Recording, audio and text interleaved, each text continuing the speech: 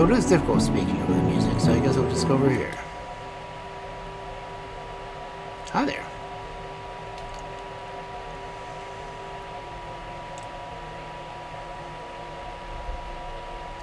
Okay. So, it is Friday night. This is my first stream after coming back from my vacation. And, well, I would have done it last night except my niece's birthday.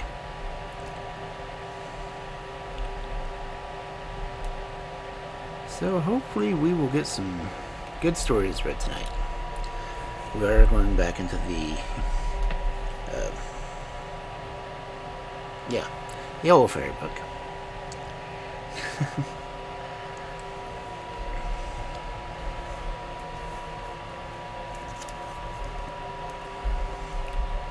Someday I'm going to script opening and closing, but today is not that day.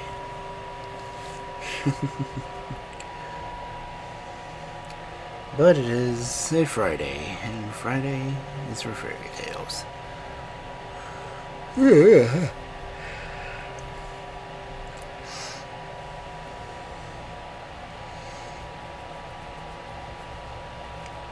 I did have some nice coffee before stream. I do have a lot of water ready for me for hydrating. But I hope everyone's had a good week and stayed as relatively cool as possible.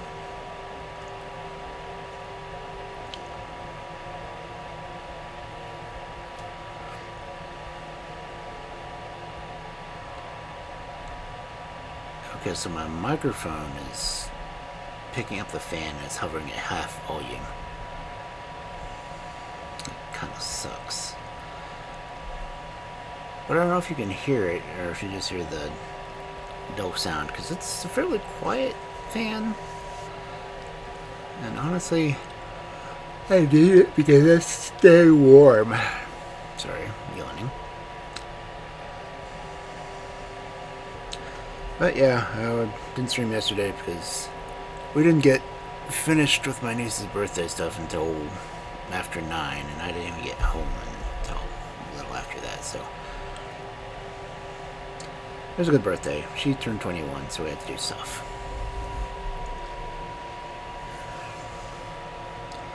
But again, I hope everyone else had a really great week. Man, why am I yawning after I start streaming?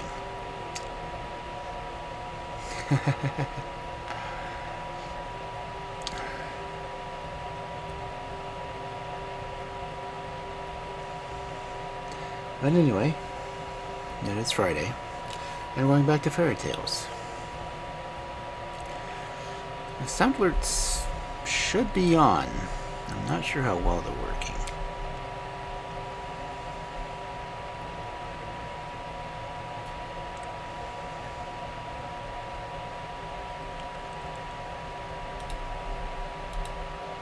Ugh.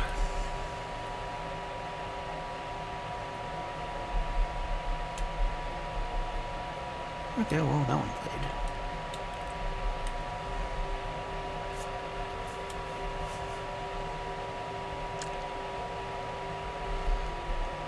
It's so strange that I have to have the OBS window on top before me to hear anything.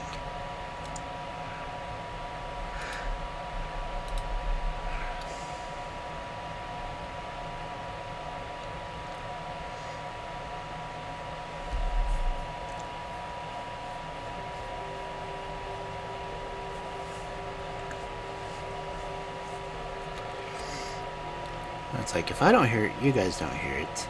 But I hate the fact I have to have found the desktop volume on for it to hear anything.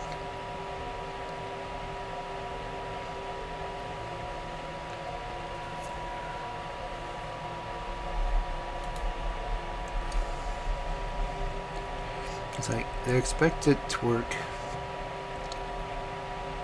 with me only having one monitor. It's like, I can't see what's going on if I don't have it on. I guess I am.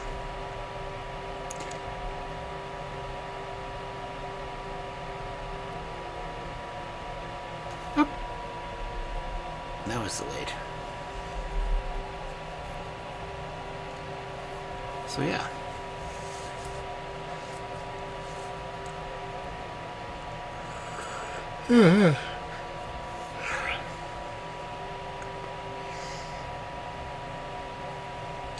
And Kel, of course, will be advertising for the entire stream.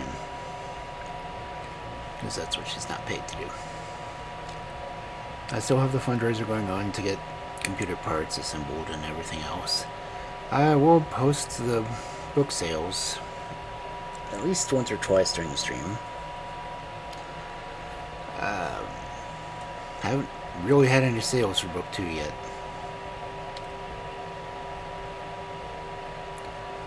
So if you're interested, feel free. I apologize for it costing more than book 1, but it's longer and yeah, I have to cover the printing and everything else. I still haven't set it up for the autographed books on eBay yet. And as usual, the advertisements for the bookstore and all of my affiliate links, those will probably pop up too.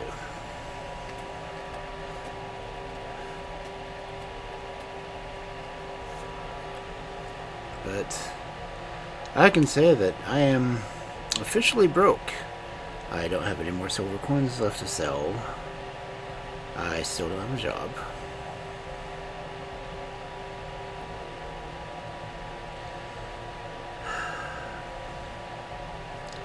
I have to start going through my other things to see what I can find.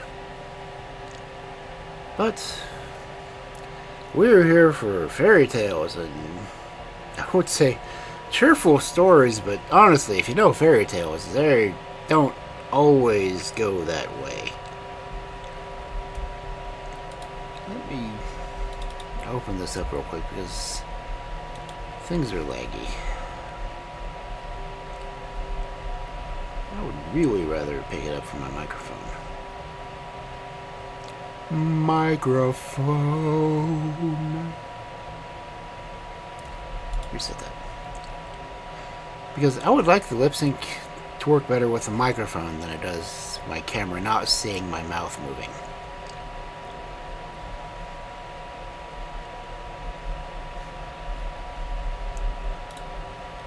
But I can only do so much. There's a Glamio in chat. But anyway, we've got 2 minutes left to get into the story, so I'm going to go ahead and switch over to the wonderful little library. And why am I standing up? I don't need to be that high. Okay. But again, I don't know if anyone's here, but if you come in, feel free to enjoy the stories.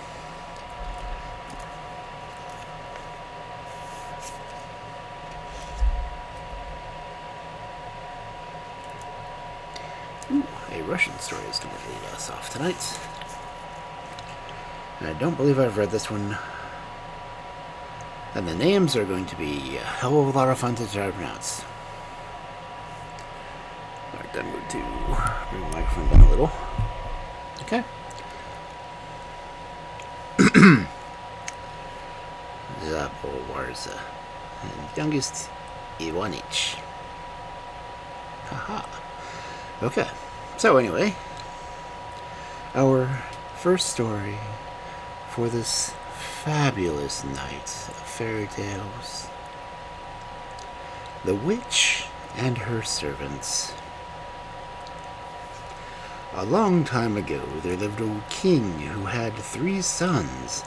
The eldest was called Zabo, the youngest, Ivanovich, and the middle, of course, was Warza.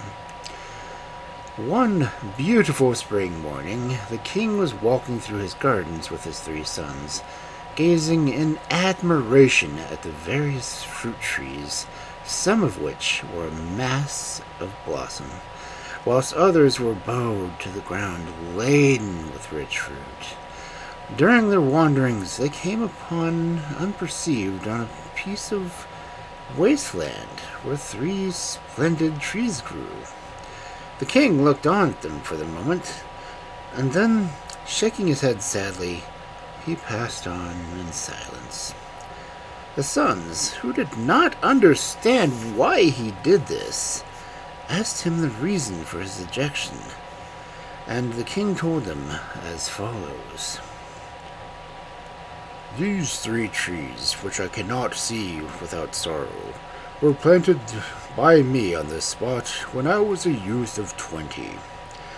A celebrated magician, who had given the seed to my father, promised him that they would grow into the 3 finest trees the world had ever seen.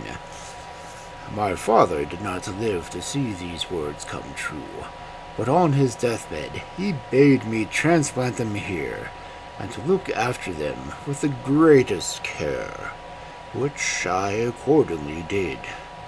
At last, after the lapse of 5 long years, I noticed some blossoms on the branches, and a few days later, the most exquisite fruit my eyes had ever seen. I gave my head gardener the strictest orders to watch the trees carefully, for the magician had warned my father that if one unripe fruit were plucked from the tree, all the rest would become rotten at once. When it was quite ripe, the fruit would become a golden yellow.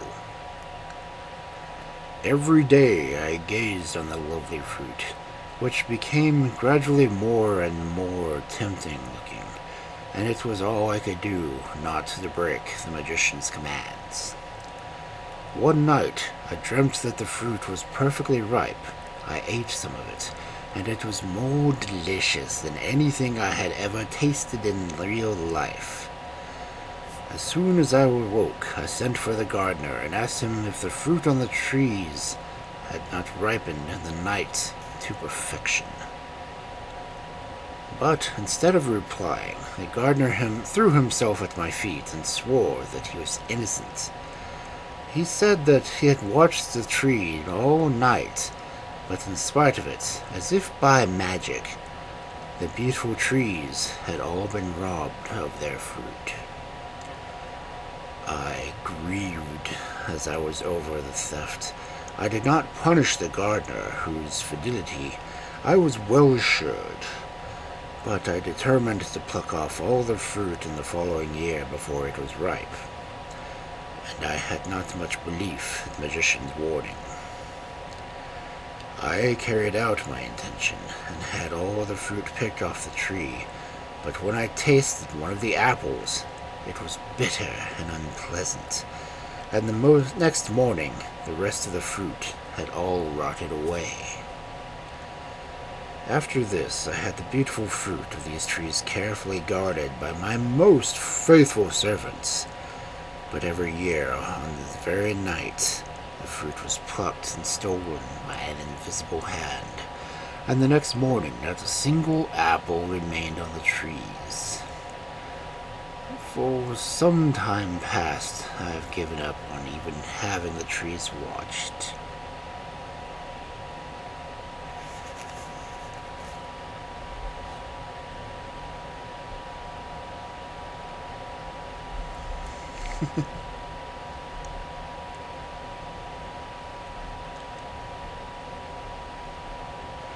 Hey Fred, how you doing tonight?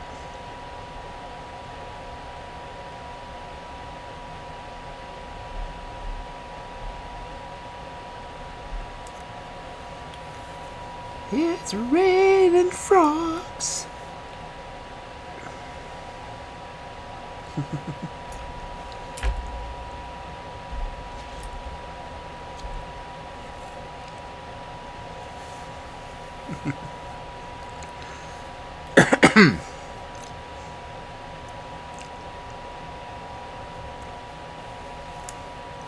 I wonder why I did the auto shadow from Melissa.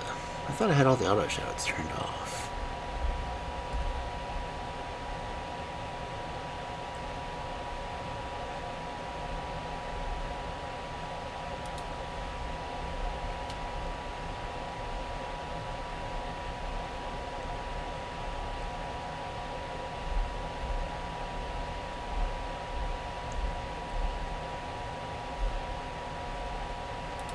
I do have all the other shadows turned off. What the hell?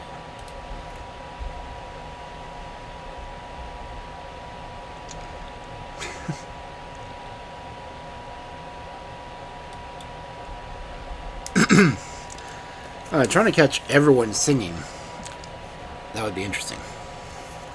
How many people actually sing that when you come in?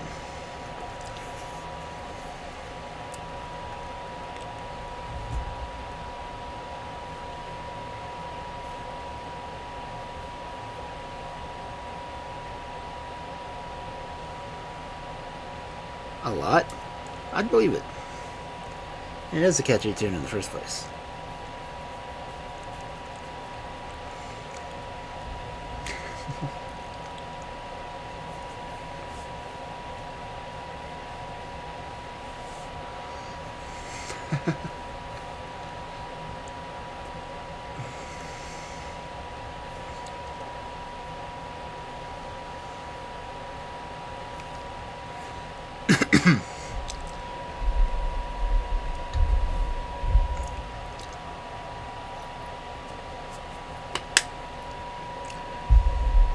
Okay.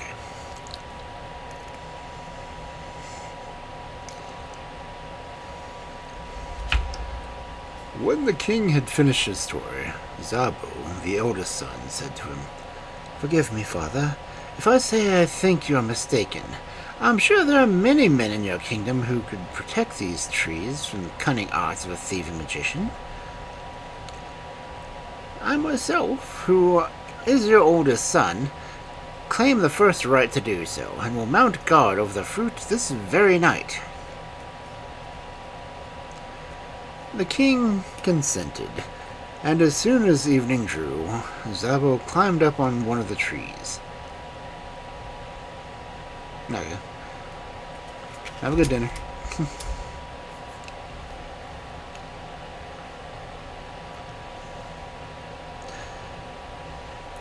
Zabo climbed up onto one of the trees, determined to protect the fruit, even if it cost him his life. So he kept watch half the night, but a little after midnight he was overcome by an irresistible drowsiness, and fell fast asleep. He did not awake till it was bright daylight, and all the fruit on the trees had vanished. The following year, Warza, the second brother, tried his luck, but with the same result. Then it came to the turn of the third and youngest son. Iwanich was not the least discouraged by the failure of his elder brothers, though they were both much older and stronger than he was, and when night came, climbed up in the tree as they had done. The moon had risen, and with her soft light lit up the whole of the neighborhood, so that the observant prince could distinguish the smallest objects distinctly. At midnight, a gentle west wind shook the tree, and at the same time, a snow-white, swan-like bird sank down gently on his breast. The prince hastily seized the bird's wings in his hands, when lo, to his astonishment he found that he was holding on to the arms, not a bird, but the most beautiful girl he had ever seen. "You need not fear, Malicia," said the beautiful girl, looking at the prince with friendly eyes. "An evil magician has not robbed you of your fruit, but he stole the seed from my mother, and thereby caused her death. When she was dying, she begged me to take the fruit, which you have no right to possess, from the trees every year as soon as it was ripe. This I would have done tonight, too, if you had not seized me with such force, and so broken the spell I was under." Iwanich, who had been prepared to meet a terrible magician, not a lovely girl, fell desperately in love with her. They spent the rest of the night in pleasant conversation, and when Malicia wished to go away, he begged her not to leave him. "I would gladly stay with you longer, said Melissa. "But a wicked witch once cut off a lock of my hair when I was asleep, which has put me in her power. And if morning were still to find me here, she would do me some harm, and you too, perhaps." Having said these words, she drew a sparkling diamond ring from her finger, which she handed to the prince, saying, "Keep this ring in memory of Melissa, and think of her sometimes if you will never see her again. But if your love is really true, come and find me in my own kingdom. I may not show you the way there, but this ring will guide you."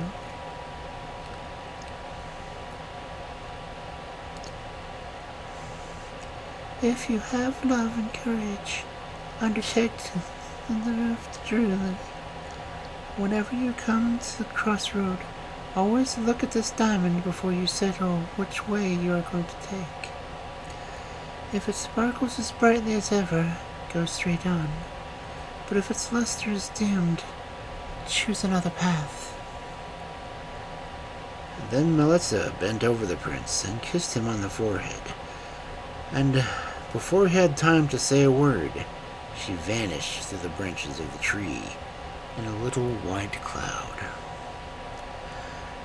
Morning broke, and the prince, still full of wonderful apparition, left his perch and returned to the palace like the one in the dream, without even knowing if the fruit had been taken or not, for his whole mind was absorbed by thoughts of Melita and how he was to find her. As soon as the head gardener saw the prince going towards the palace, he ran to the trees, and when he saw them laden with ripe fruit, he hastened to tell the king the joyful news. The king was beside himself with joy, and owned at once to the garden and made the gardener pick some of the fruit. He tasted and found the apple quite as luscious as it had been in his dream. He went at once to his son Iwanich, and after embracing him tenderly and heaping praises upon him, he asked him how he had succeeded in protecting the costly fruit from the power of the magician. The question placed Iwanich in a bit of a dilemma, but as he did not want the real story to be known, he said that about midnight, a huge wasp had flown through the branches and buzzed incessantly around him. He had warded it off with a sword, and at dawn, when he was becoming quite worn out, the wasp vanished as suddenly as it had appeared. The king, who never doubted the truth of the tale, bade his son to go rest at once and recover from the fatigues of the night, but he himself went and ordered many feasts to be held in honor of the preservation of the wondrous fruit. The whole capital was in a stir, and everyone shared in the king's joy. The prince alone took no part in the festivities. While the king was at the banquet, Iwanich took some gold purses, and mounting the quickest horse in the royal stable, he sped off like the wind without a single soul being any the wiser. It was only on the next day that they had missed him. The king was very distressed at his disappearance and sent search parties all over the kingdom to look for him, but in vain, and after 6 months they gave him up as dead, and in another 6 months they had forgotten all about him. But in the meantime, the prince, with the help of his ring, had had a most successful journey, and no evil had befallen him. At the end of 3 months, he came to the entrance of a huge forest, which looked as if it had never been trodden by human foot before, and which seemed to stretch out indefinitely. The prince was about to enter the wood by a little path he had discovered, when he heard a voice shouting out to him, "Oh, youth, whither are you going?" Wanich turned around and saw a tall, gaunt-looking man, clad in miserable rags, leaning on a crooked staff and seated at the foot of an oak tree, which was so much the same color as himself that it was little wonder the prince had ridden past him without noticing. "Where else would I be going?" he said. "Through the wood." "Through the wood?" said the old man in amazement. "It's easily seen that you have heard nothing of the forest, that you rush so blindly to meet your doom. Well, listen to me before you ride any further. Let me tell you that this wood hides in its depths a countless numbers of the fiercest tigers, hyenas, wolves, bears, snakes, and all sorts of other monsters. If I were to cut you and your horse up into tiny little morsels and throw them to the beasts, there wouldn't be one bit for each 100 of them. Take my advice, therefore. If you wish to save your life, follow some other path." The prince was rather taken aback by the old man's words and considered for a moment what he should do. Then, looking at his ring and perceiving that it sparkled as brightly as ever, he called out, "If this wood held even more terrible things than it does, I cannot help myself, for I must go through it." Here he spurred on his horse and rode on. But the old beggar screamed loudly after him that the prince turned around and rode back to the oak tree. "I am really sorry for you," said the beggar, "but if you are quite determined to brave the dangers of the forest, let me at least give you a piece of advice which will help you against these monsters.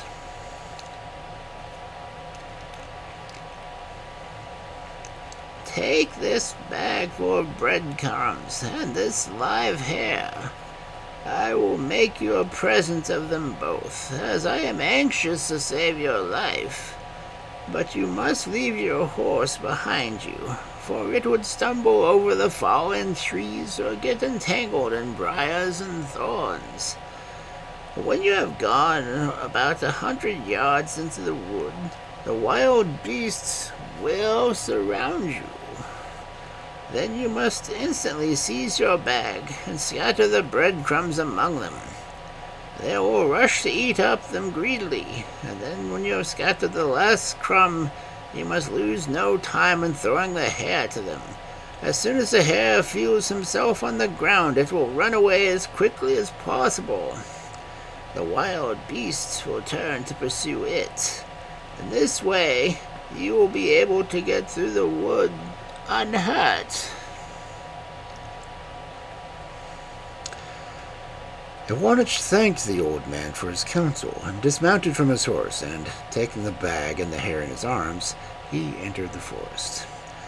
He had hardly lost sight of his gaunt gray friend when he heard growls and snarls from the thicket close to him, and before he had time to think, he found himself surrounded by the most dreadful-looking creatures.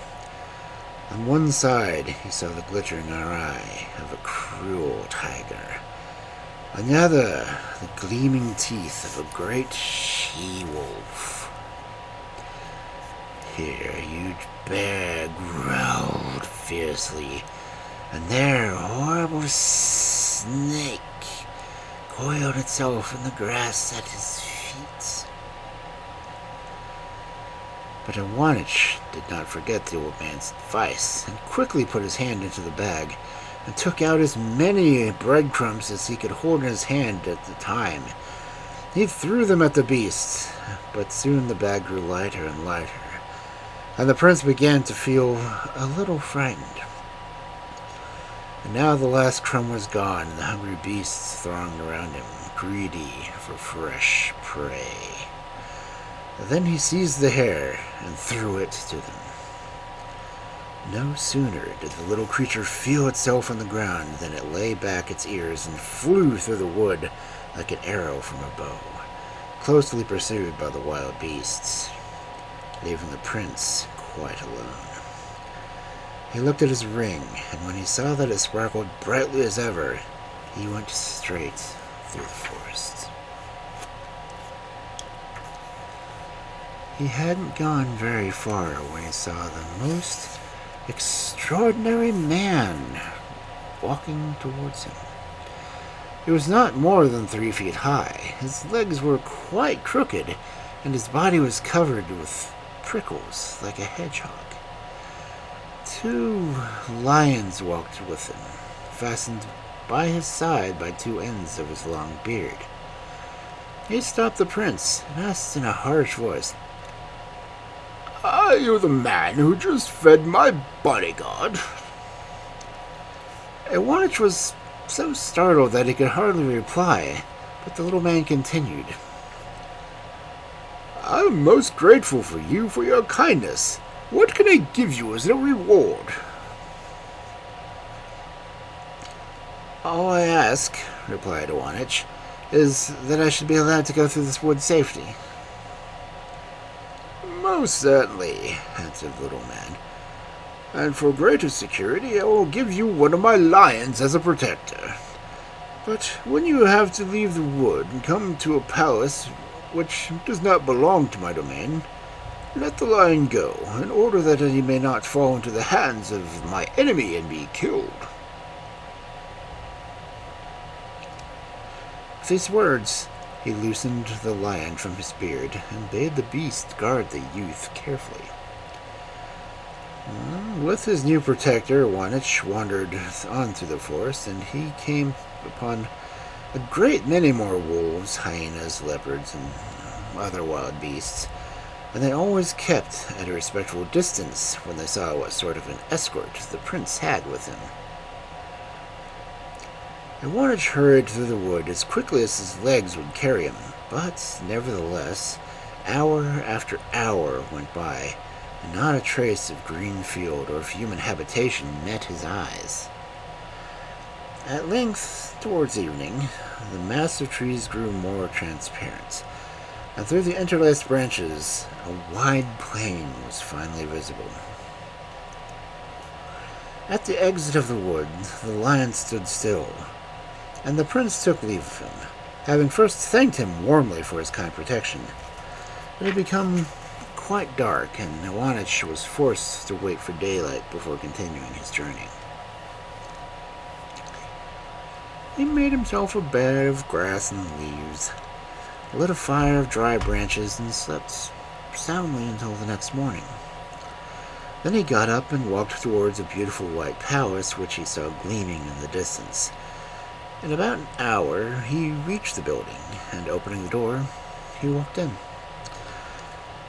After wandering through many marble halls, he came to a huge staircase made of porphyro, leading down to a lovely garden. The prince burst into a shout of joy when he suddenly perceived Melitza in the center of a group of girls who were weaving wreaths of flowers with which to deck their mistress. As soon as Melitza saw the prince, she ran up to him and embraced him tenderly, and after he had told her all his adventures, they went into the palace, where a sumptuous meal was awaiting them. Then the princess called her court together and introduced Iwanich, and told them that he was her future husband. Preparations were made at once for the wedding, which was held soon after with great pomp and magnificence. 3 months of great happiness followed, when Melitza received one day an invitation to visit her mother's sister. Although the princess was very unhappy at leaving her husband, she did not like to refuse the invitation, and promising to return in 7 days at the latest, she took a tender farewell of the prince and said, "Before I go, I will hand you over all the keys to the castle. Go anywhere and do anything you like. Only one thing I beg and beseech you." Do not open the little iron door in the north tower, which is closed with 7 locks and 7 bolts. For if you do, we shall both suffer for it. Iwanich promised what she asked, and Melissa departed, repeating her promise to return in 7 days. When the prince found himself alone, he began to be tormented by pangs of curiosity as to what the room and the tower contained. For 2 days he resisted the temptation to go and look, but on the 3rd he could stand it no longer. And taking a torch in his hand, he hurried to the tower and unfastened one lock after the other on the little iron door until it burst open. What an unexpected sight met his gaze. The prince perceived a small room, black with smoke, lit up feebly from a fire from which issued long blue flames. Over the fire hung a huge cauldron full of boiling pitch, and fastened into a cauldron by iron chains stood a wretched man, screaming in agony. Iwanich was much horrified at the sight of before him, and asked the man what terrible crime he committed to be punished in such a dreadful fashion. "I will tell you everything," said the man in the cauldron. "but first, relieve my torments a little. I implore you." "And how can I do that?" asked the prince.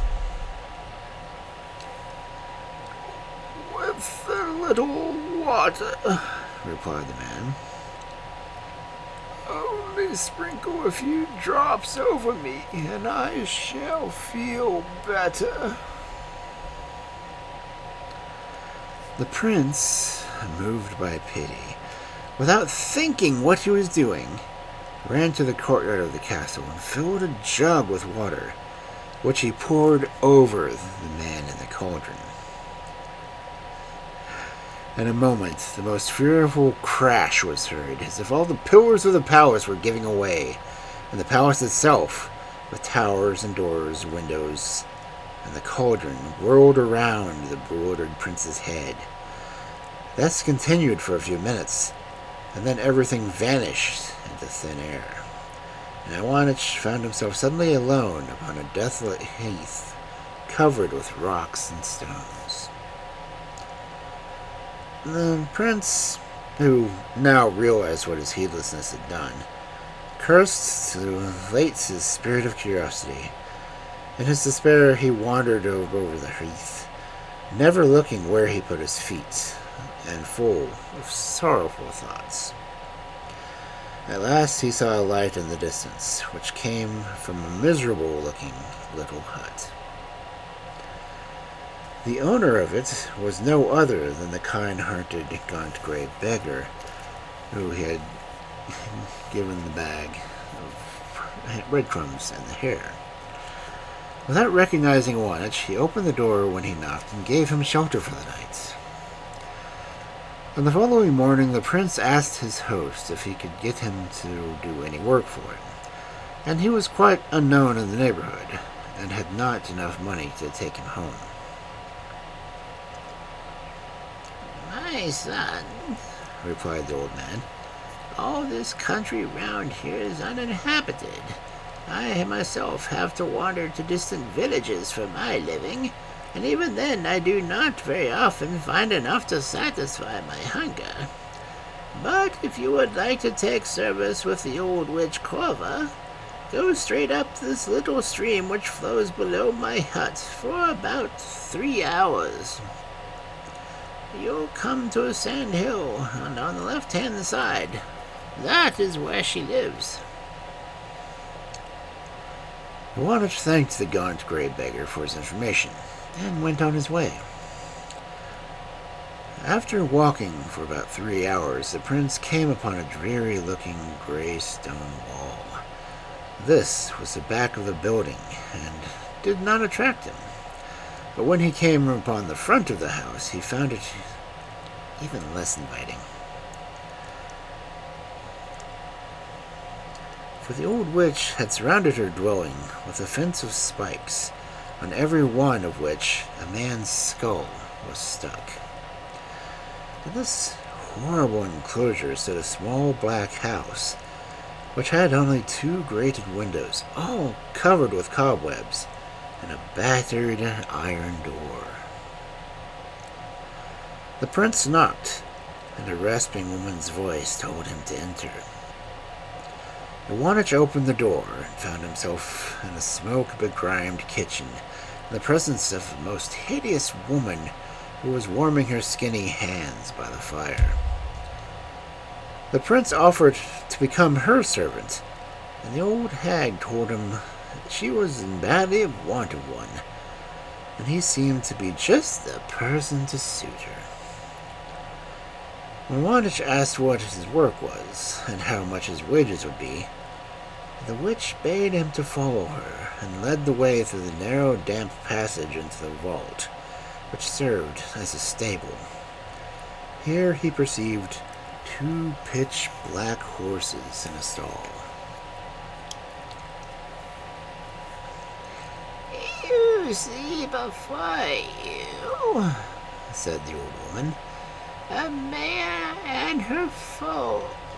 You have nothing to do but to lead them out to the fields every day, and to see that neither of them runs away from you. If you look after them both for a whole year, I will give you anything you like to ask. But if, on the other hand, you let either of the animals escape you, your last hour has come, and your head shall be stuck on the last spike of my fence. The other spikes, as you see, are already adorned with the skulls of all those different servants who have failed to do what I demanded." Iwanich, who thought he could not do much worse off than he already was, agreed to the witch's proposal. At daybreak the next morning, he drove his horses to the field and brought them back in the evening without their having attempted to break away from him. The witch stood at her door and received him kindly, and set a good meal before him. And so it continued for some time, and all went well for the prince. Early every morning he led the horses to the field and brought them home safe and sound in the evening. One day, while he was watching the horses, he came to the banks of a river, and he saw a big fish, which through some mischance had been cast on the land, struggling hard to get back to the water.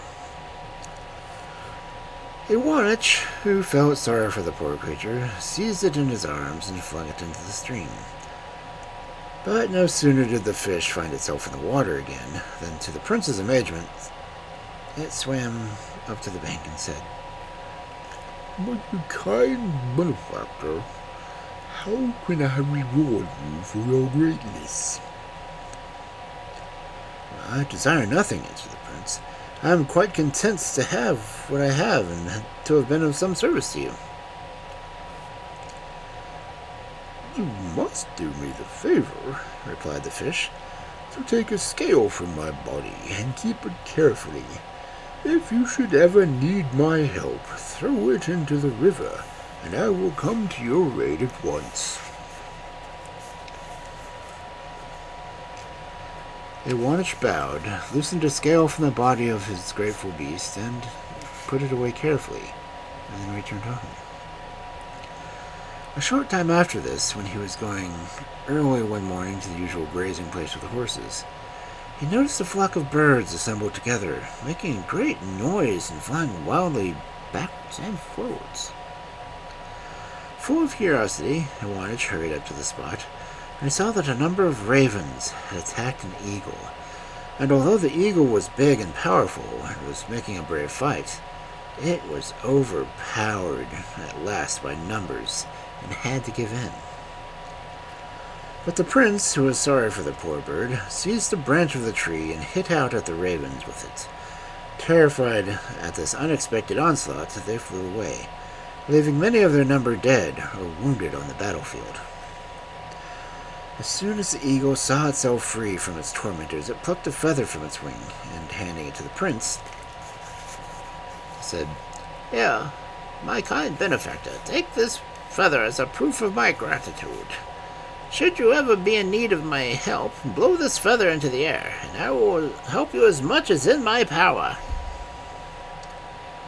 And Wanich thanked the bird, and placing the feather beside the scale, he drove the horses home.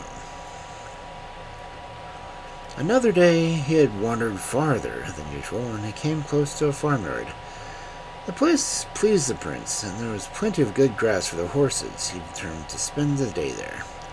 Just as he was sitting down under a tree, he heard a cry close to him, and saw a fox which had been caught in a trap placed there by the farmer. In vain did the poor beast try to free itself. Then the good-natured prince once more came to the rescue and let the fox out of the trap. The fox thanked him heartily and tore 2 hairs out of its bushy tail and said, "Should you ever need to stand, throw these 2 hairs into a fire. In a moment I shall be by your side, ready to obey."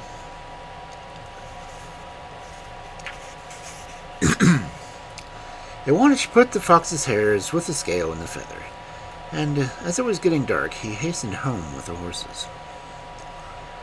In the meantime, his service was drawing near to an end, and in 3 more days his year was up, and he would be able to get his reward and leave the witch. On the first evening of these last 3 days, when he came home and was eating supper, he noticed the old woman stealing into the stables. The prince followed her secretly, as to see what she was going to do. She crouched down in the doorway and heard the witch telling the horses to wait the next morning till Wanich was asleep, and then to go and hide themselves in the river, and to stay there till she told them to return. And if they didn't do as she told them, the old woman threatened to beat them until they bled. When Wanich heard all this, he went back to his room, determined that nothing should induce him to fall asleep the next day. On the following morning, he led the mare and the foal to the fields as usual, but bound a cord around both of them, which he kept in his hand. After a few hours, the magic arts of the old witch, he was overpowered by sleep, and the mare and foal escaped, and did as they had been told to do. The prince did not awake until late in the evening, and when he did, to his horror, he found that the horses had disappeared. Filled with despair, he cursed for a moment when he had entered the service of the cruel witch, and he already saw his head sticking up on the sharp spike beside their fence. Then he suddenly remembered the fish's scale, which, with the eagle's feather and the fox's hairs, he always carried about with him. He drew the scale from his pocket and, hurrying to the river, threw it in. In a moment, the fish swam towards the bank on which Wanich was standing. Said, "What do you command, my friend and benefactor?" The prince replied, "I had to look after a mare and a foal, and they've run away from me and hidden themselves in the river. If you wish to save my life, drive them back to the land." "Wait a moment," said the fish, "and I and my friends will soon drive them out of the water." With these words, the creature disappeared into the depths of the stream. Almost immediately, a rushing, hissing sound was heard in the waters, and the waves dashed against the banks, and foam was tossed about in the air, and the 2 horses leapt suddenly onto the dry land, trembling and shaking with fear.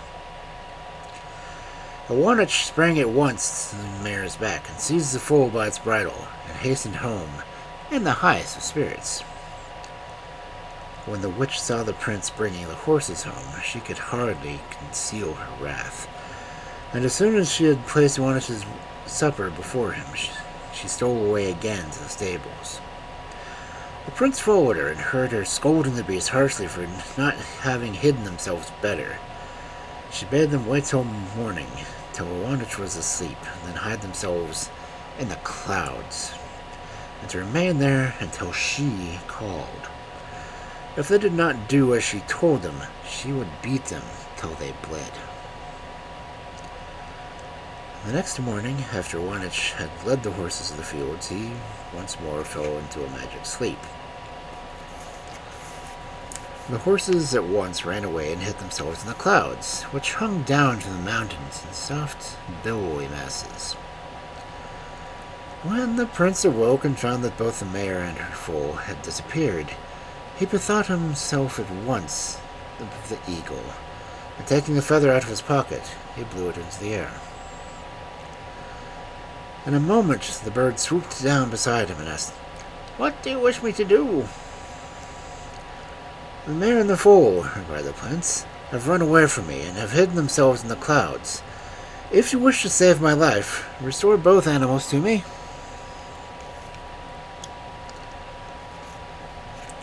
"Wait a minute," answered the eagle. "With the help of my friends, I will soon drive them back to you." With these words, the bird flew up into the air and disappeared among the clouds. Almost directly, Wanich saw his two horses being driven toward him by a host of eagles of all sizes. He caught the mare and the foal, and having thanked the eagle, he drove them cheerfully home again. The old witch was more disgusted than ever when she saw him appearing, and having set his supper before him, stole into the stables, and Wanich heard her abusing the horses for having not bidden themselves better in the clouds. Then she bade them hide themselves the next morning, as soon as the Wanich was asleep, in the king's hen house, which stood on a lonely part of the heath, and to remain there until she called. If they failed to do as she told them, she would certainly beat them this time till they bled. On the following morning, the prince drove his horses as usual to the fields. After he had been overpowered by sleep, as on the former days, the mare and foal ran away and hid themselves in the royal hen house. When the prince awoke and found the horses gone, he determined to appeal to the fox. So, lighting a fire, he threw the two hares into it. In a few moments, the fox stood beside him and asked, "In what way can I serve you?" "I wish to know," replied Wanich, "where the king's hen house is." "Hardly an hour's walk from here," answered the fox, and offered him to show the prince the way. While they were walking along, the fox asked him what he wanted to do with the royal hen house. The prince told him of the misfortune that had befallen him and the necessity of recovering the mare and foal. "Oh, that's no easy matter," replied the fox. "But wait a moment, I have an idea. Stand at the door of the hen house and wait there for your horses. I, in the meantime, will slip into among the hens and through the hole in the wall and give them a good chase, so that the noise they make will rouse the royal hen wives, and they will come to see what's the matter. And when they see the horses, they will at once imagine them to be the cause of the disturbance and drive them out. Then you must lay hands on the mare and foal and catch them." All turned out exactly as the sly fox had foreseen. The prince swung himself on the mare and seized the foal by its bridle and hurried home.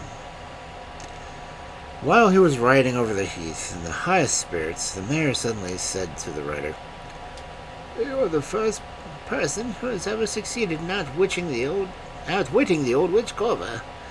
And now you may ask what reward you like at your service. If you promise never to betray me, I will give you a piece of advice which you will do well to follow." The prince promised to never betray her confidence, and the mare continued, "We ask nothing as a reward other than my foal, for it is not in the world, and is not to be bought for love or money. for it can go from one end of the earth to another in a few minutes. Of course, the cunning Corva will do her best to dissuade you from taking the foal, and will tell you that it is both idle and sickly. But do not believe her, and stick to your points.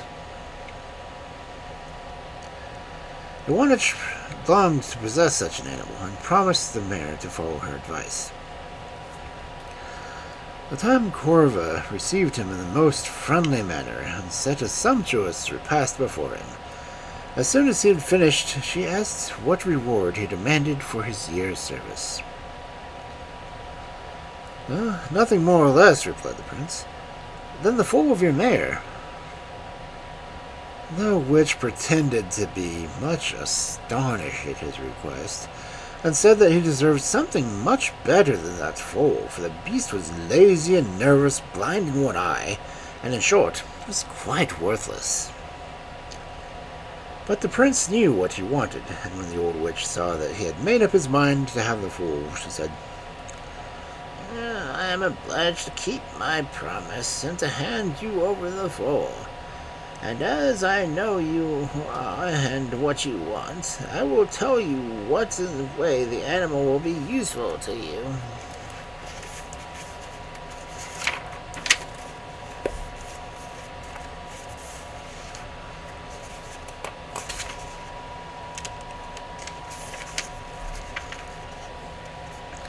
The man in the cauldron of boiling pitch whom you set free is a mighty magician. Though your curiosity and thoughtlessness only came into his power, and he has transported her and her castle and belongings to a distant country. You are the only person who can kill him, and in consequence he fears you to such an extent that he has set spies to watch for you, and they report your movements to him daily. When you have reached him, beware of speaking a single word to him, or you will fall into the power of his friends. Seize him at once by the beard and dash him on the ground. Ivanich thanked the old witch, and mounted his foal, put spurs to its sides, and they flew like lightning through the air. Already it was growing dark, when Ivanich perceived some figures in the distance. They soon came up to them, and when the prince saw that it was a magician and his friends who were driving through the air in a carriage drawn by owls. When the magician found himself face to face with Ivanich, without hope of escape, he turned to him with false friendliness and said, "Thrice my benefactor!" But the prince, without saying a word, seized him at once by his beard and dashed him to the ground. At the same moment, the foal sprang up to the top of the magician, and kicked and stamped him with his hooves until he died.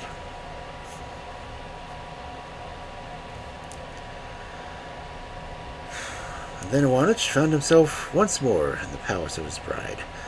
Melissa herself flew into his arms. From this time forward, they lived in undisturbed peace and happiness till the end of their lives.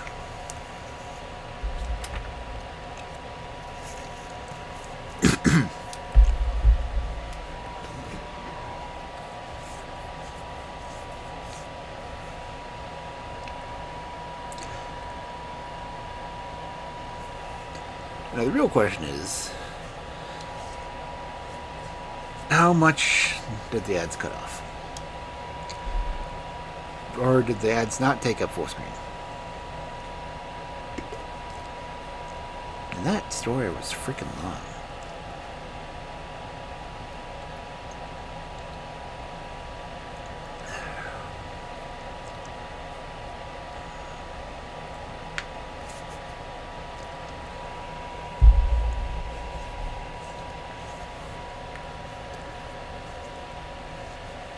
Longer than I was expecting it to be.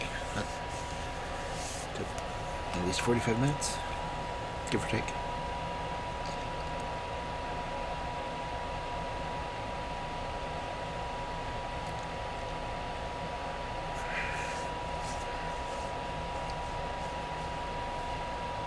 Anyway, says we're back from the ads. So when did the ad start? Or at least, did the ads cut off the story?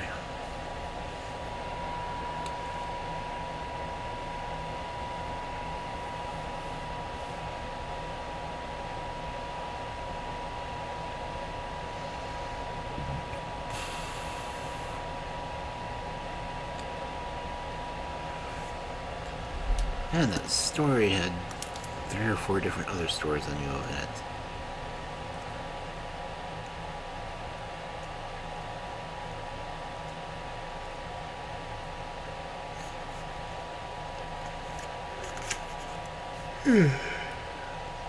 Let's see, that was...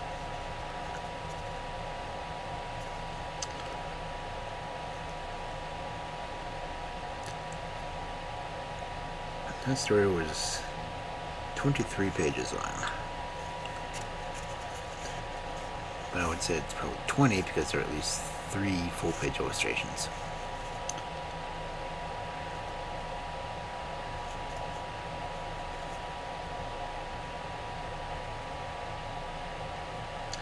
And why was it titled The Witch and Her Servants? Since the witch was on like the second half of the story. It started off with like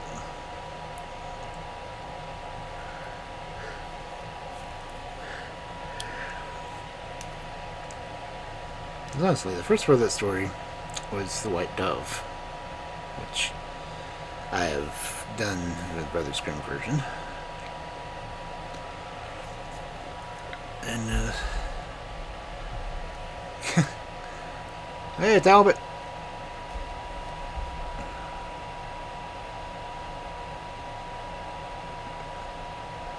And altered.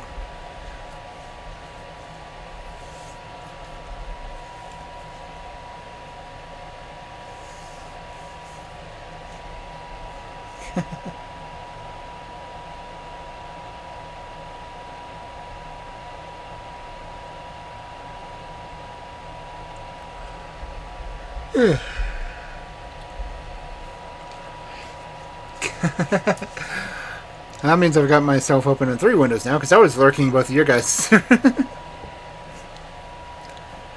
was Roasted V Rising.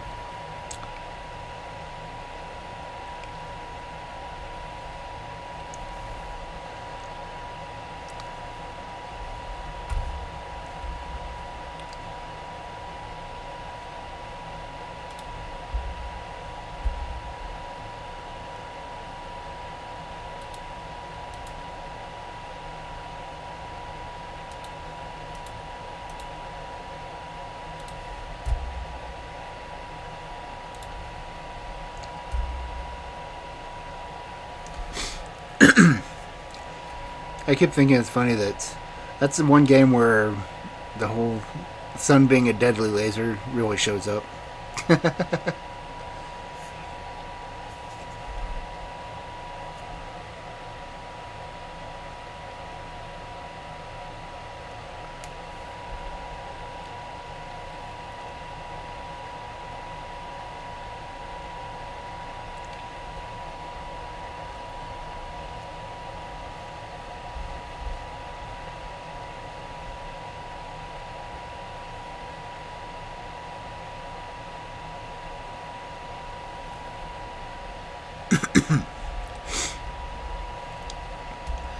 Pretty good. I just did one Russian story that was like 23 pages long. That took me maybe 45 minutes.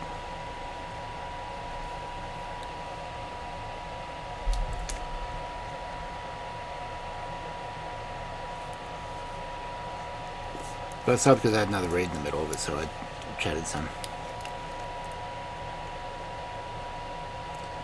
Which, honestly, I recognize at least 2 or 3 different stories just from this one story.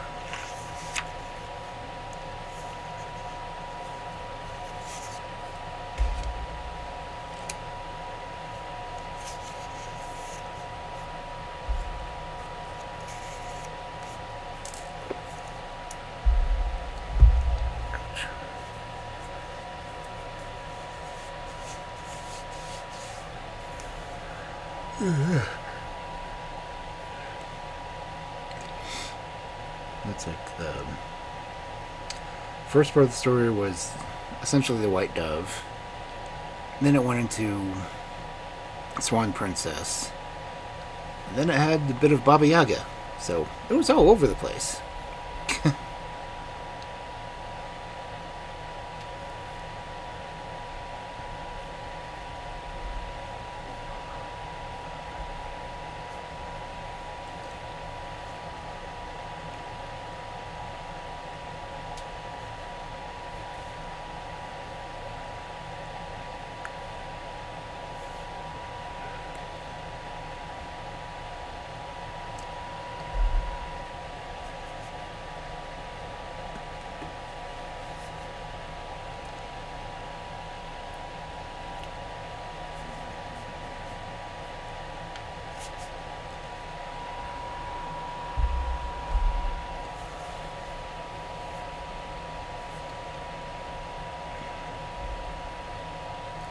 Let's see.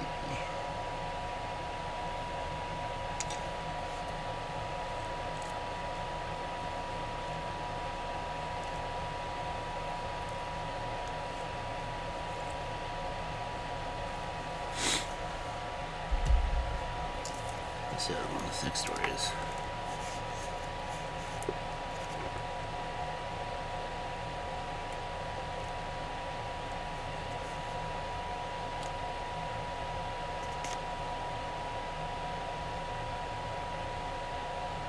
Magic ring is 16 pages.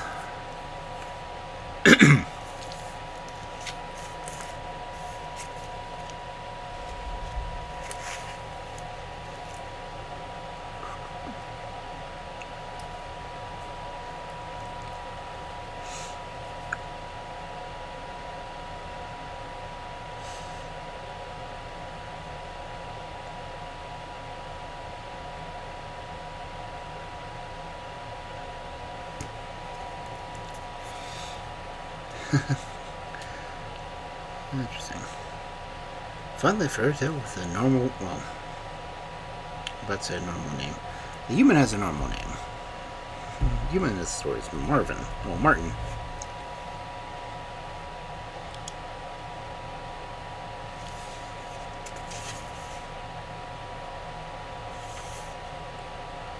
Yeah.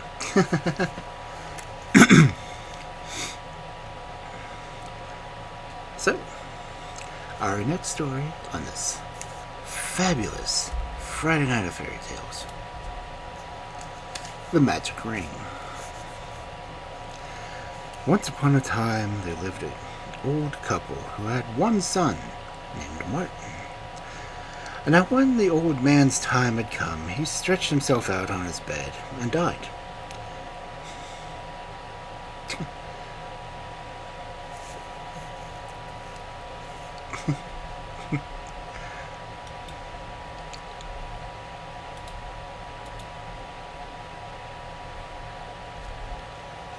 I got...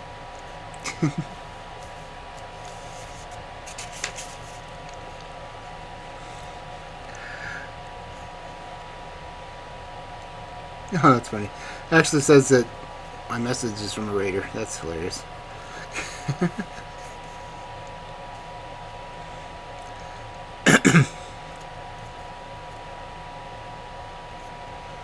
Oh, I was in the raids, I guess.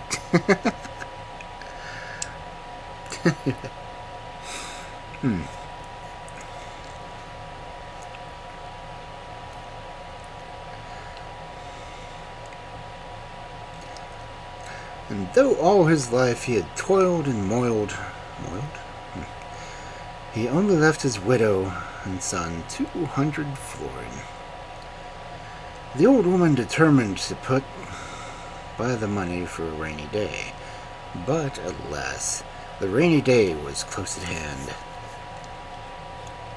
for their meal was all consumed, and who was prepared to face starvation with 200 florins at their disposal? So the old woman counted out 100 of her florin, and giving them to Martin, told him to go into town and lay in a store of meal for the year. So Martin started off for town. When he reached the meat market, he found a whole place in turmoil, and a great noise of angry voices and barking dogs. Mixing in the crowd, he noticed a stag bound, which the butchers had caught up and tied to a post, and which was being flogged into a merciless manner.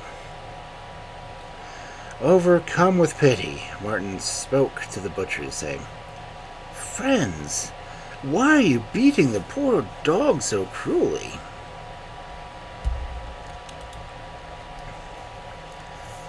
"We have every right to beat him," he cried. "He had just devoured a newly killed pig." "Leave off beating him," said Martin, "and sell him to me instead." "If you choose to buy him," answered the butchers derisively, "but for such a treasure we won't take a penny less than 100 for it." 100? exclaimed Martin. "Well, so be it, if you will not take less." And taking the money out of his pocket, he handed it over in exchange for the dog, whose name was Circa. When Martin got home, his mother met him with the question, "Well, what have you bought?" "Circa, the dog," replied Martin, pointing to his new possession. Whereupon his mother became very angry with him and abused him rather roughly. He ought to be ashamed of himself, when there was scarcity of a handful of meal in the house, to have spent the money on a useless brute like that. On the following day she sent him back to town, saying, "Here, take our last 100 florin, and buy provisions with them. I've just emptied the last grains of meal out of the chest and baked a bannock, but it won't last it's over tomorrow." Just as Martin was entering the town, he met a rough-looking peasant who was dragging a cat after him by a string, which was fastened around the poor beast's neck.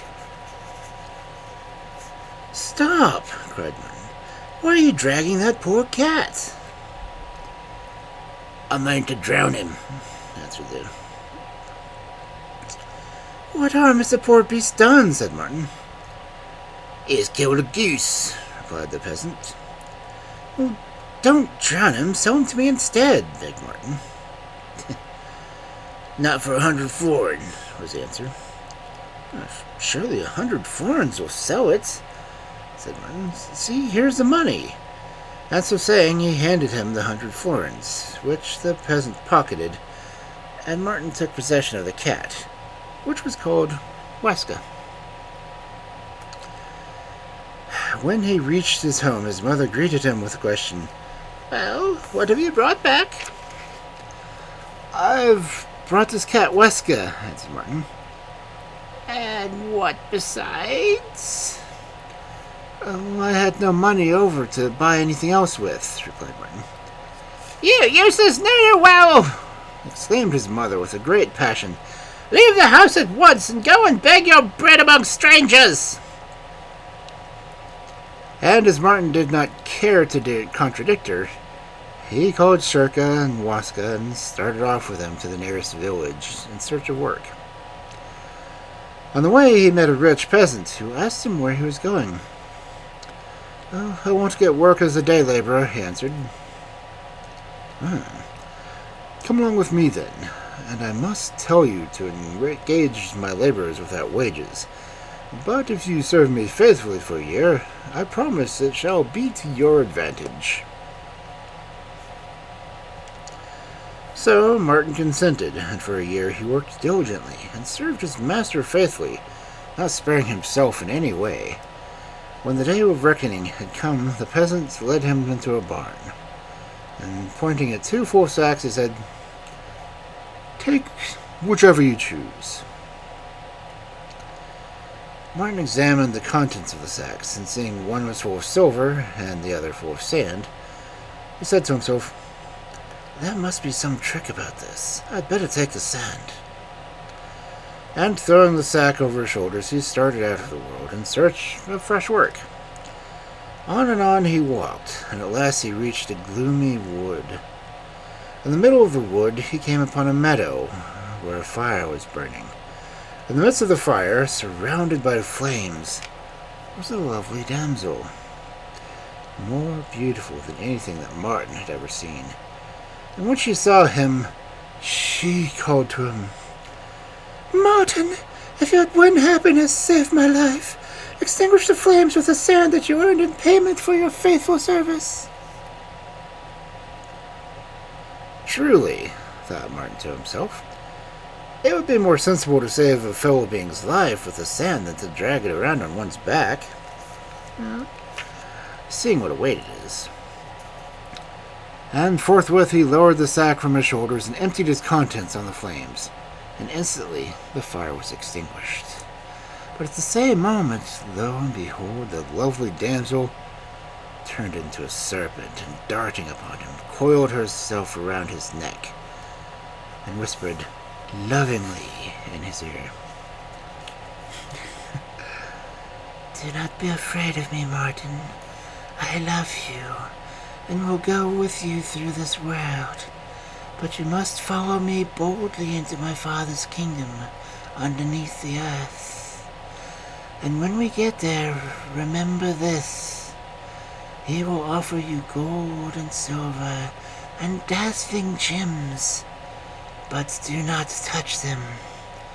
Ask him instead for the ring which he wears on his little finger, for in that ring lies the magical power.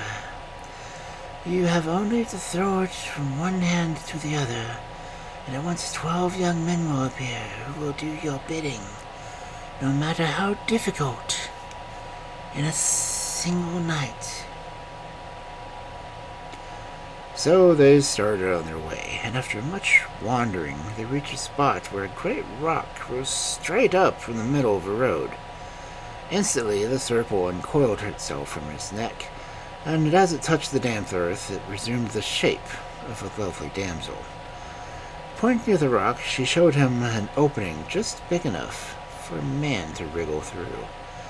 Passing into it, they entered a long underground passage, which led out to a wide field above which spread a blue sky.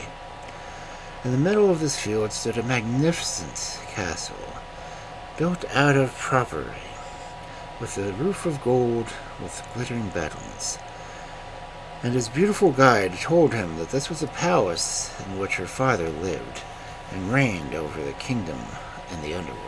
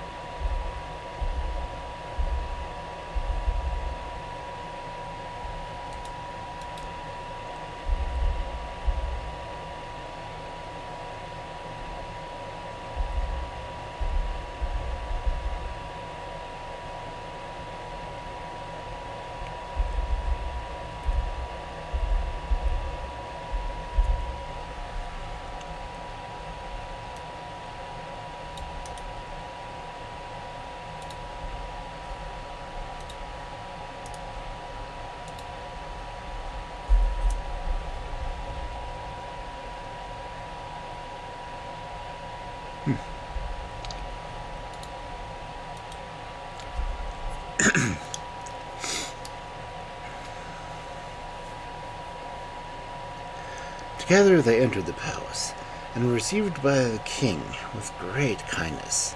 And turning to his daughter, he said, "My child, I had almost given up the hope of ever seeing you again. Where have you been all these years?"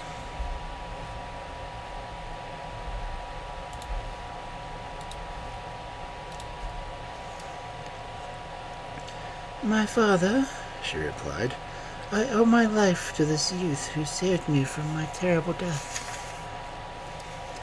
Upon which the king turned to Martin with a gracious smile, saying, "I will reward your courage by granting you whatever your heart desires. Take as much gold, silver, and precious stones as you choose." I thank you, mighty king, for your gracious offer, replied Martin, but I do not covet either gold, silver, or precious stones. Yet, if you were to grant me a favor, give me, I beg, the ring from your little finger on your royal hand. Every time my eye falls on it, I shall think of your gracious majesty, and when I shall marry, I will present it to my bride. So the king took the ring from his finger and gave it to Martin, saying, Take it, good youth, but with it I make one condition. You are never to confide to anyone that this is a magic ring. If you do, you will straightway bring misfortune on yourself. Martin took the ring, and having thanked the king, he set out on the same road by which he had come down into the underworld. When he had regained the upper air, he started for his old home, and having found his mother still living in the old house, where he had left her, they settled down together very happily. So uneventful was their life that it almost seemed as if it would go on this way always, without let or hindrance. But one day it suddenly came into his mind that he would like to get married, and moreover, he would very like to choose a very grand wife, no shorter than the king's daughter. But as he did not trust himself as a wooer, he determined to send his old mother on the mission. What are you thinking of, my son? Answered the old woman, aghast at the idea. Why can you not marry someone in your own rank? That would be more fitting to send an old poor woman like me a-wooing to the king's court for the hand of a princess. Why, it is as much as our heads are worth. Neither my life nor yours would be worth anything if I went on such a fool's errand. Never fear, little mother, answered Martin. Trust me, all will be well. But see that you do not come back without an answer of some kind. And so, obedient to her son's behest, the old woman hobbled off to the palace, and without being hindered, reached the courtyard and began to mount the flight of steps leading up to the royal presence chamber.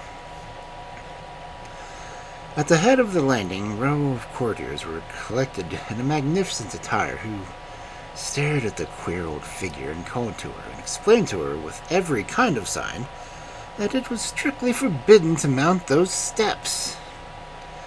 But their stern words and forbidding gestures made no impression whatever on the old woman, and she resolutely continued to climb the stairs, bent on carrying out her son's orders.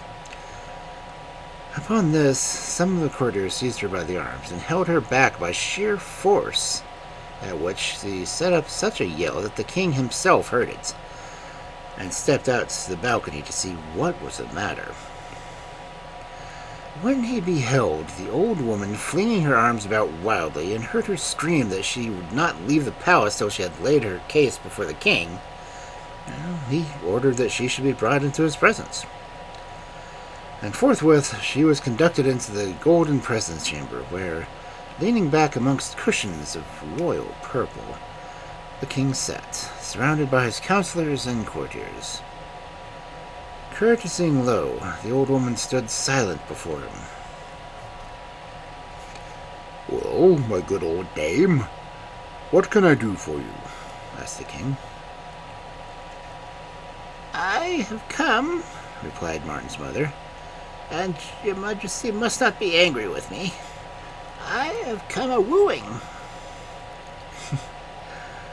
Is the woman out of her mind? Said the king with an angry frown. But Martin's mother answered boldly.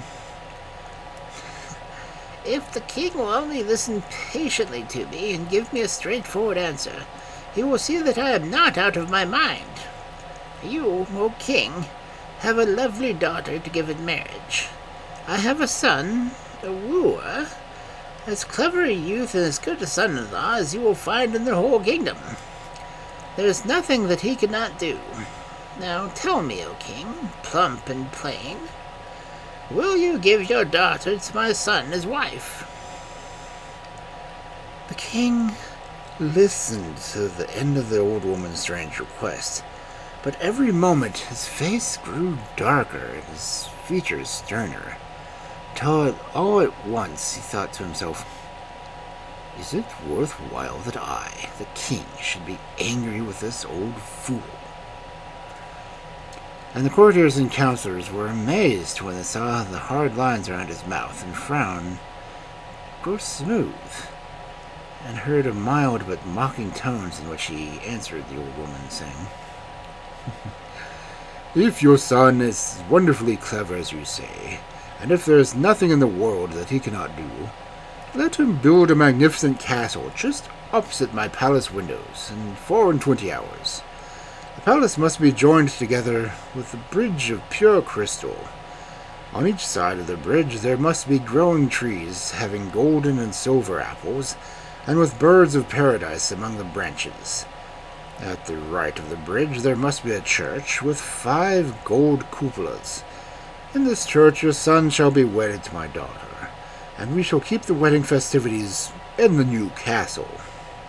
But if he fails to execute my royal command, then, as just mild monarch, I shall give orders to you that you or he are to be taken, first dipped in tar, and then in feathers, and you shall be executed in the marketplace for the entertainment of my courtiers." Yikes. A small smile played around the king's lips as he finished speaking, and his courtiers and counselors shook with laughter when they thought of the old woman's folly, and praised the king's wise device, and said to each other, "What a joke it'll be when we see the pair of them tarred and feathered. The son is just as able to grow a beard on the palm of his hand as to execute the task in 24 hours. Now, the old woman was mortally afraid, and in a trembling voice asked, "Is that really your royal will, O king? Must I take this order to my poor son?" "Yes, old dame, such is my command. If your son carries out my order, he shall be warded with my daughter, but if he fails, away to the tar barrel, for the sake of you both."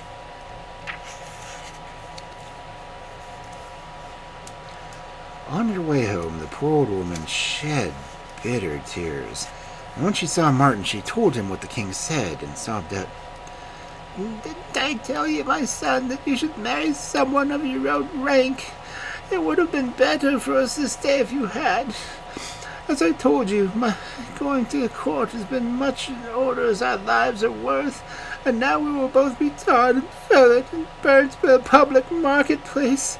It is terrible." She moaned and cried. "Never fear, little mother," answered Martin. "Trust me, and you will see all will be well. You may go to sleep with a quiet mind." And stepping to the front of the hut, Martin threw his ring from the palm of one hand across to the other, upon which 12 youths instantly appeared and demanded what he wanted them to do. He told them the king's commands, and they answered that by the next morning all should be accomplished exactly as the king had ordered. The next morning, when the king awoke and looked out of his window, to his amazement he beheld a magnificent castle just opposite his own palace, and joined to it in a bridge of pure crystal. At each side of the bridge trees were growing. From those branches hung gold and silver apples, among which birds of paradise perched. At the right, gleaming in the sun, were the 5 golden cupolas of a splendid church, whose bells rang out as if they would summon people from all corners of the earth to come and behold the wonder. Now, though the king would much rather have seen his future son-in-law tarred and feathered, and, burnt at the stake, he remembered his royal oath and had to make the best of a bad business. So he took his heart of grace and made Martin a duke, and then gave his daughter a rich dowry, and prepared the grandest wedding feast that had ever been seen, so that to this day the old people of the country still talk about it. After the wedding, Martin and his royal bride went to dwell in the magnificent Yew Palace, and here Martin lived in the greatest comfort and luxury. Such luxury he had never imagined. But though he was as happy as the day was long, and merry as a grig, the king's daughter fretted all day, thinking of the indignity that had been done to her by making her marry Martin, the poor widow's son, instead of a rich young prince from a foreign country. So unhappy was she that she spent all her time wondering how she should get rid of her undesirable husband. At first she determined to learn the secret of his power, and, with flattering and caressing words, tried to coax him to tell her how he was so clever that there was nothing in the world that he could not do. At first he would tell her nothing, but once, when he was in a yielding mood, she approached him with a winning smile on her lovely face, and speaking flattering words to him, she gave him a potion to drink, with a sweet, strong taste. When he had drunk it, Martin's lips were unsealed, and he told her all that his power lay in the magic ring which he wore on his finger, and described to her how to use it. And, still speaking, he fell into a deep sleep. And when she saw that the potion had worked, and that he was sound asleep, the princess took the magic ring from his finger, and going into the courtyard, she threw it from one palm of the hand to the other. On the instant, the 12 youths appeared and asked her what she commanded them to do. And she told them that it was by the next morning that they were to do away with the castle, and the bridge, and the church, and put in their stead a humble hut in which Martin used to live with his mother, and that while he slept, her husband was to be carried to his old lowly room, and that they would bear her away to the utmost ends of the earth, where an old king lived who would make her welcome in his palace, and surround her with a state that befitted a royal princess. "You shall be obeyed," answered the 12 youths at the same time. And lo and behold, the following morning, when the king woke and looked out his window, and beheld to his amazement that the palace, bridge, church, and trees had all vanished, and there was nothing in their place but a bare, miserable-looking hut. Immediately the king sent for his son-in-law and commanded him to explain what had happened. But Martin looked at his royal father-in-law and answered never a word. Then the king was very angry, and calling a council together, he charged Martin with having been guilty of witchcraft, and of having deceived the king, and having made away with the princess, and he was condemned to imprisonment in a high stone tower, with neither meat nor drink, till he should die of starvation. Then, in the hour of his dire necessity, his old friend Shurka, the dog, and Waska, the cat, remembered how Martin had once saved them from a cruel death, and they took counsel together as how they should help him. And Shurka growled, and was the opinion that he would like to tear everyone to pieces.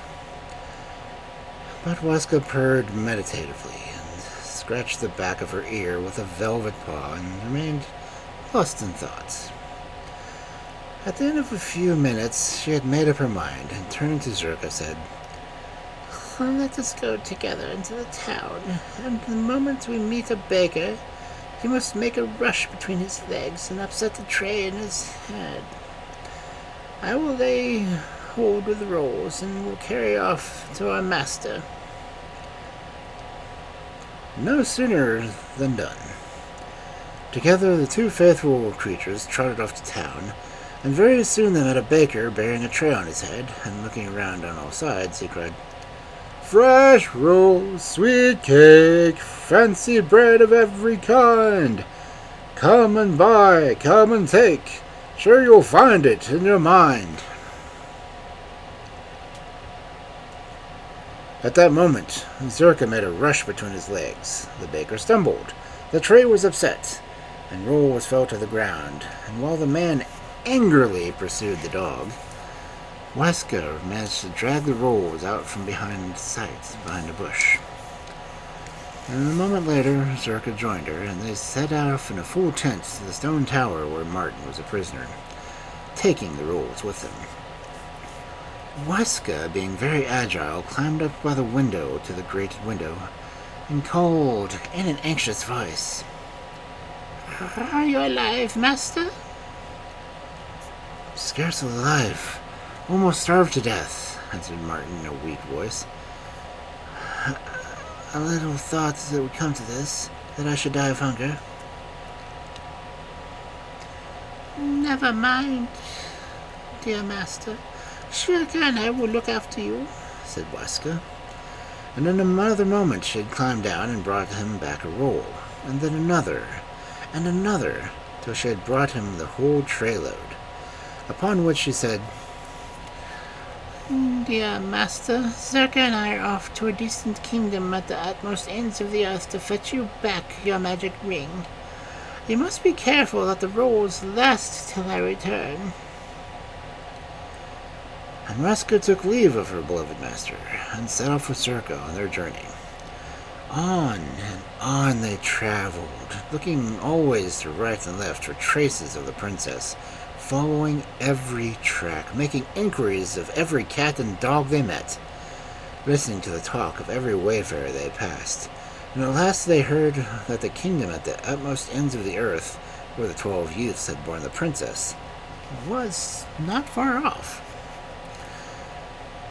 And at last one day they reached that distant kingdom, and going at once to the palace, they began to make friends with all the dogs and cats in the palace, and to question them about the princess and the magic ring, but no one could tell them much about either.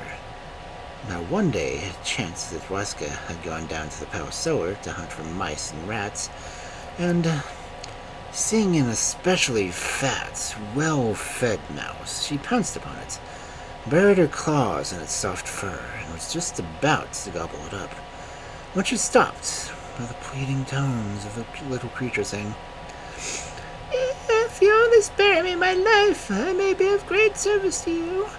I will do everything in my power for you, for I am the king of mice, and if I perish, the whole race will die out." "So be it," said Weska. "I will spare your life, but in return you must do something for me.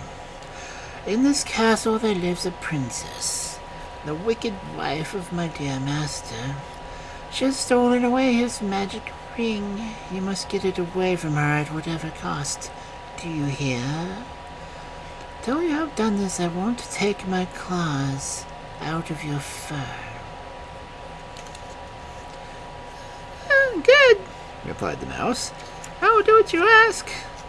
And so, saying, he summoned all the mice in his kingdom together. A countless number of mice, small and big, brown and gray, assembled. They formed a circle around their king, who was the prisoner under Weska's claws. Turning to them, he said, "Dear and faithful servants, whoever among you shall steal the ring from the strange princess will release me from a cruel fate, and I shall honor him above all other mice in the kingdom." Instantly, a tiny mouse stepped forward and said, "I have creeped from the princess's bedroom at night, and I have noticed that she has a ring which she treasures as an apple of her eye. All day she wears it on her finger, and at night she keeps it in her mouth. I will undertake, sir, to steal the ring away for you."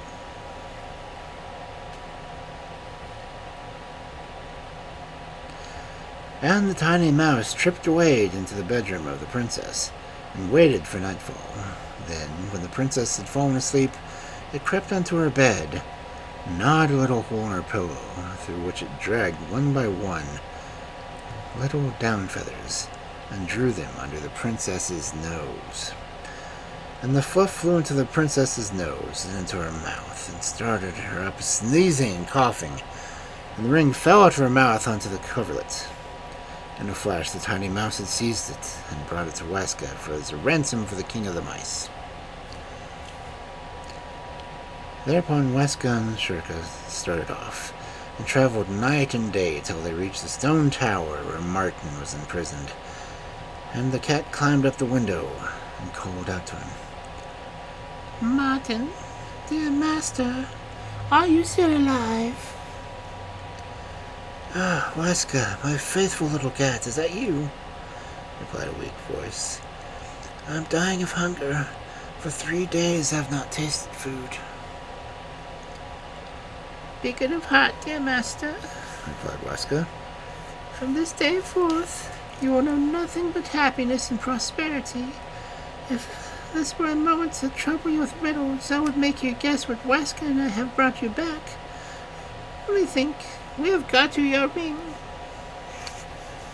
At those words, Martin's joy knew no bounds, and he stroked her fondly and rubbed her against him and purred happily, while below Shurka bounded in the air and barked joyfully. Then Martin took the ring and threw it from one hand to the other, and instantly the 12 youths appeared and asked what they were to do. Fetch me first something to eat and drink as quickly as possible, and after that bring musicians hither, and let us have music all day long. And now, when the people in the town and palace heard music coming from the tower, they were filled with amazement, and came to the king with news that witchcraft must be going on in Martin's tower. For instead of dying of starvation, he was seemingly making merry to the sound of music, and to the clatter of plates and glass and knives and forks, and the music was so enchantingly sweet that all the passers-by stood still to listen to it. On this the king sent at once a messenger to the Starvation Tower, and he was so astonished with what he saw that he remained rooted to the spot. Then the king sent his chief counselors, and they too were transfixed with wonder. At last the king came himself, and he likewise was spellbound by the beauty of the music. Then Martin summoned the 12 youths and spoke to them, saying, Build up my castle again, and join it to the king's palace with the crystal bridge. Do not forget the trees and the gold and the silver apples, and with the birds of paradise in the branches. And put back the church with the 5 cupolas, and let the bells ring out, summoning the people from the 4 corners of the kingdom. And one more thing. Bring back my faithless wife and lead her into the women's chamber. And it was all done as he commanded. And leaving the Starvation Tower, he took the king, his father-in-law, by the arm, and led him into the new palace, where the princess sat in fear and trembling, awaiting her death. And Martin spoke to the king, saying, King and royal father, I have suffered much at the hands of your daughter. What punishment shall befall her? And then the mild king answered, Beloved prince and son-in-law, if you love me, let your anger be turned to grace. Forgive my daughter, and restore her to your heart and favor. And Martin's heart was softened, and he forgave his wife, and they lived happily together ever after. And his old mother came and lived with him, and he never parted with Shurka or Weska, and I need hardly tell you that he never again let the ring out of his possession.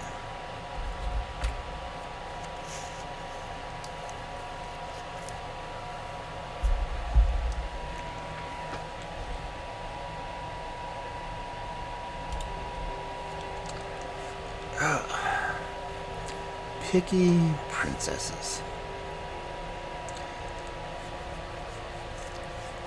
Why do they have to be spiteful in these stories? I can't believe my father made me marry someone beneath my station. I'm going to steal his magic ring and go hang out with some other king. Yeah, why?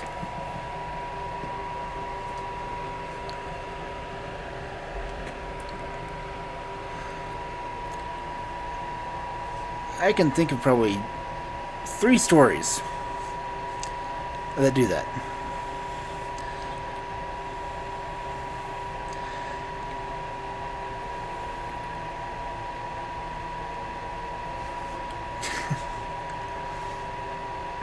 But why? The princess already has everything she's wanting, but what the heck? Just makes no sense. Princesses are confusing.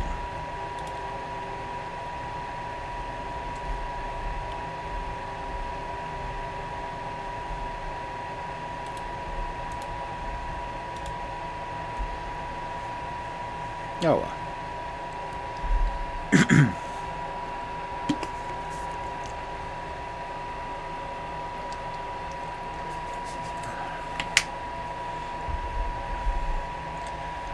Let's see.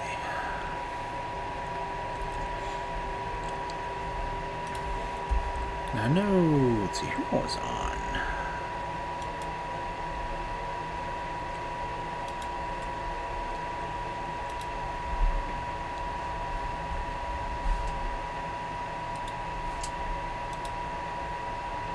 Yeah, Red Dusk anyway. I like it art stream.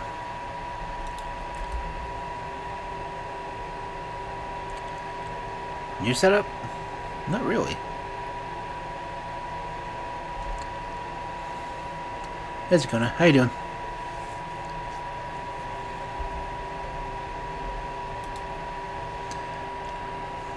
I've got, I think, 3 main scene sections. Oh. Yeah, this is the bookstore.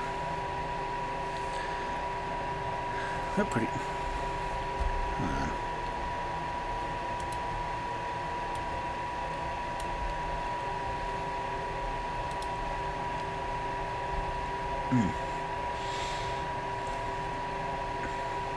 Yeah, that's...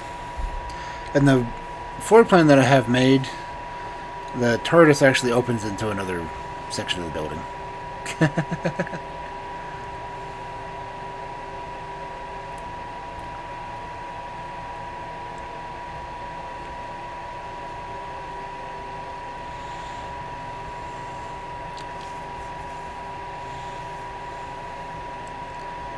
But I haven't tried to do animations or walkthroughs of it yet. But yeah, those were 2 long stories tonight.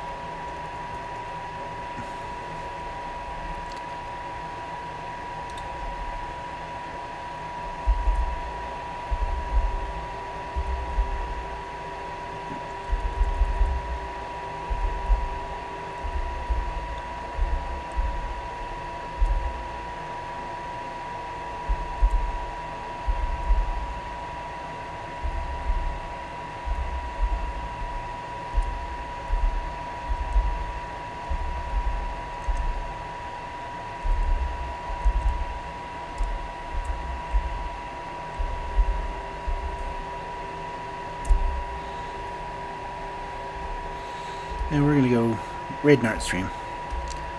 Thank you everyone for coming in tonight. As you know, I don't get to... Well, it's been a couple weeks since I've been out here, so... Yeah, and thank you everyone for coming in. Thank you for the raids. Thank you for hanging out and listening to stories. Say your prayers. But yeah, let's go raid Dusk. I haven't gotten to raid her for a while. So, hope everyone has a good night.